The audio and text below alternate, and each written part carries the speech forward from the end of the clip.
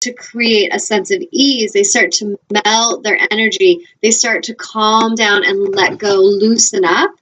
It's kind of like pinching that garden hose, and we can't let anything come through. But when we relax, we let go and we let the flow happen. So then life is working through us and for us, instead of us grabbing at life and we're trying to control life and drag it around, or we feel like it's dragging us around. That's a sign that you are in resistance. And resistance, if it's held long enough, will start to create dis-ease in the body.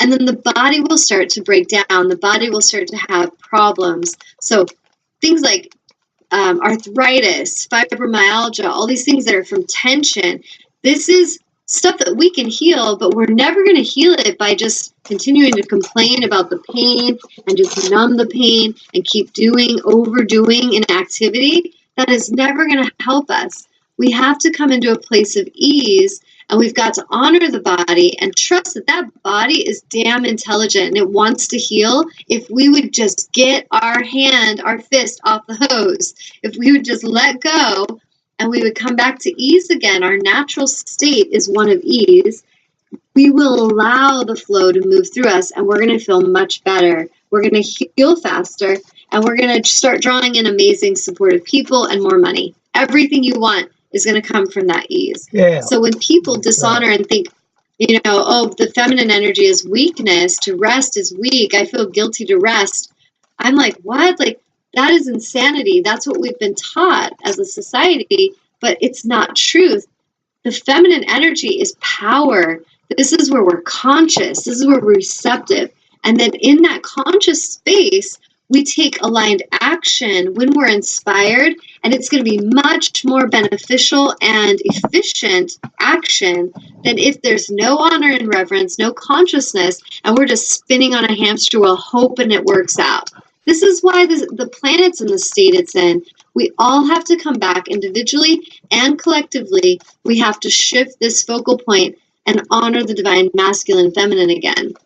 And we have to come to a place where we start to have reverence for space of stillness and being, and we honor that in ourselves each day and see how powerfully it changes and transforms our world. So I encourage you guys to really practice that. Okay, so back to reading. When you are surrounded by pleasing things, you can easily perpetuate your positive attitude or good mood simply by observing your good feeling surroundings. So it's easy to be happy when everything's working out. It is easier to have a high-flying, happy moment in a physical body that feels good.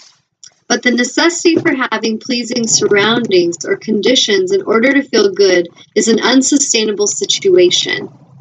It does feel good to observe something pleasing, but it is not a good idea to need something pleasing to observe in order to feel good.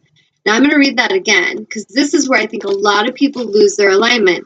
So it does feel good to observe something pleasing. It feels good when everybody's kind to us. It feels good when people are paying us like they promised they would. It feels good when everything is just flowing. That feels really good. But it's not a good idea to need something pleasing to observe in order to feel good.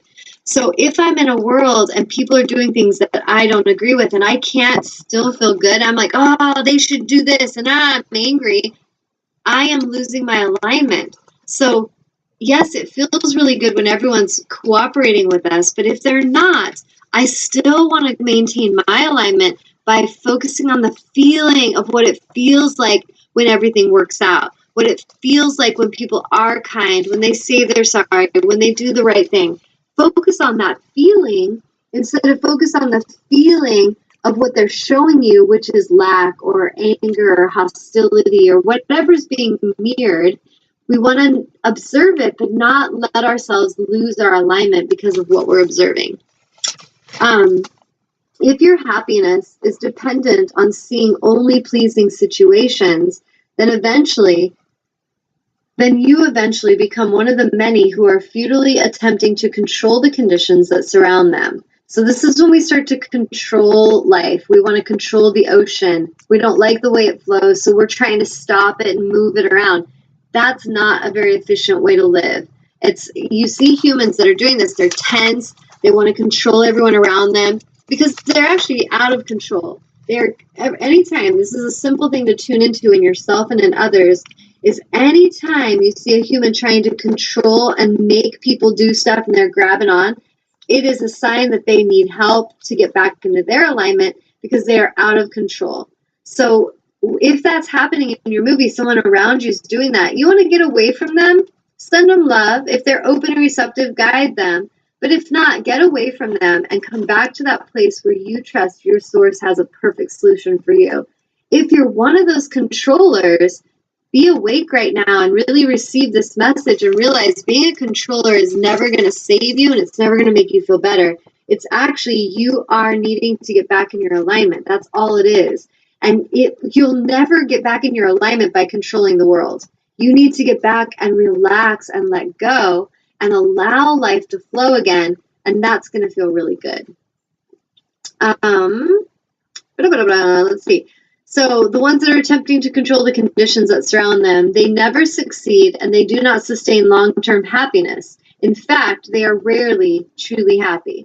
So people that you see that are very controlling, observe them. How often are they really happy? Are they really moving with the flow, or are they just trying to create tension in that flow because they think they need to make it go a certain way? Really observe that. Many people are approaching life exactly backward. Control conditions so that they can observe pleasing things so that they can feel good. This daily meditation process will help you to get into the rhythm and the flow of the laws that govern the vibrational universe in which you live. Care about how you feel so that you care about your thoughts. I can't read today. Care about how you feel so that you can guide your thoughts to align with the vibrational frequencies of well-being. So when you're caring about what you feel and you're focused on feeling good, feeling abundant, feeling loved, feeling supported, feeling seen, you are actually helping and assisting, aligning yourself with the vibrational frequencies that are actually going to bring you what you want. You want to do this. Trust me. Every one of you want to do this. And like I said, if you have to watch this video 10 times to really get it, watch it over and over and over until you really get it, because it's worth it. It will change your movie. It will change everything in your life when you really grasp this. Let's see. Feel good for the sake of feeling good, and everything else will take care of itself. This process will teach you, since words actually do not teach. And that's what I was just saying. That's funny.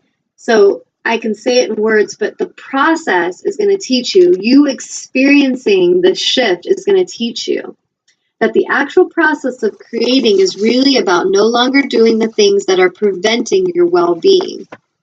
And as you release those resistant thoughts and habits of thoughts, beliefs, one by one, your vibration will rise until it matches the frequency of perfect physical well-being. That's right. And that is the truth. So as we're holding and vibing those thoughts out of what we love, we're going to be the vibrational match for our money, loving relationships. If we're in fear and we're not feeling like we're enough, we're going to start pinching the hose. We're going to start having tension with our partner. We're going to have tension with our coworkers. We're going to just have tension everywhere when we're doing that. So if we get back into that feeling of harmony and bliss and cooperation, what does that feel like? We actually are getting back in that alignment vibrationally, and now we start to attract those people in. Certain people might leave our movie that don't want to participate in that. Don't try to grab on and control that. If you're really wanting harmony and peace and love and support and people who see you, and then some of those people who refuse to be that start to try to leave, and you're grabbing onto them and trying to control them to stay, do you kind of see where I'm coming from? We got to let go of controlling and realize all that we need to do is stay in that maintaining of that feeling of being one with our creation, knowing we're worthy, because if you haven't done your ego clearing, you will not let yourself receive. And I see this with people all the time.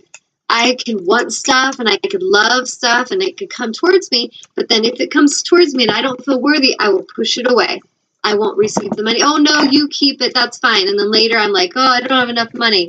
Or the relationship, oh, I'd love to take you out. No, I'm not open to it. I can't date anyone.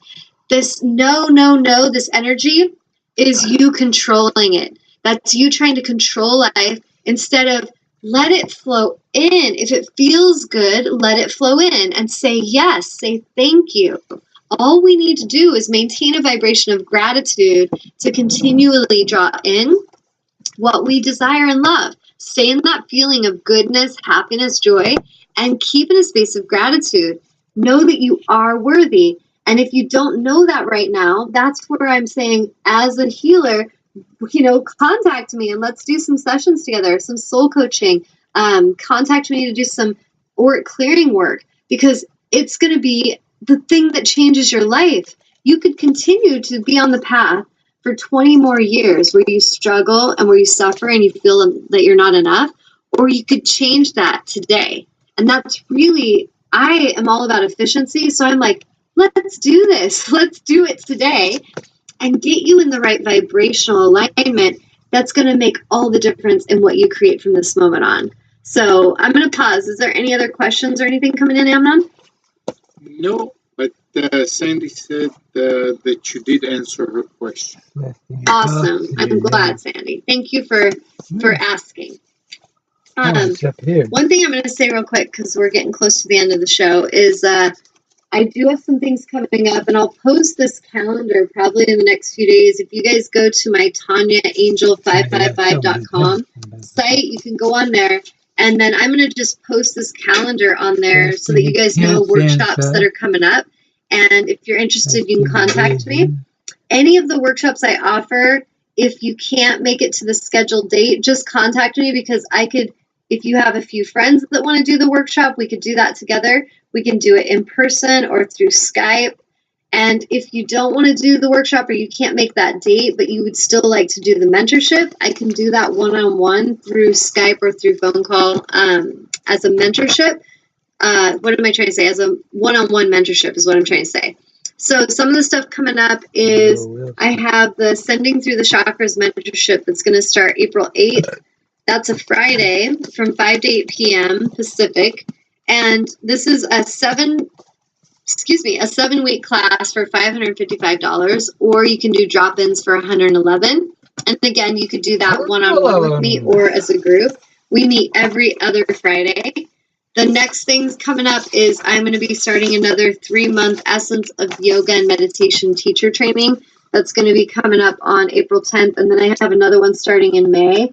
So if you want to do that with a group or one-on-one, it's 3 months, meeting once a week for several hours at a time, and it's $2,000 with a certificate of completion at the end for your teacher training, so that you could actually teach yoga and meditation. But if you don't even want to teach it and you just want to deepen your practice, you want to learn these tools that I'm talking about with meditation, tools that will help heal your body, you could do this just for yourself, or you could do it and actually take it on and share it with others. So if you're interested in that, let me know.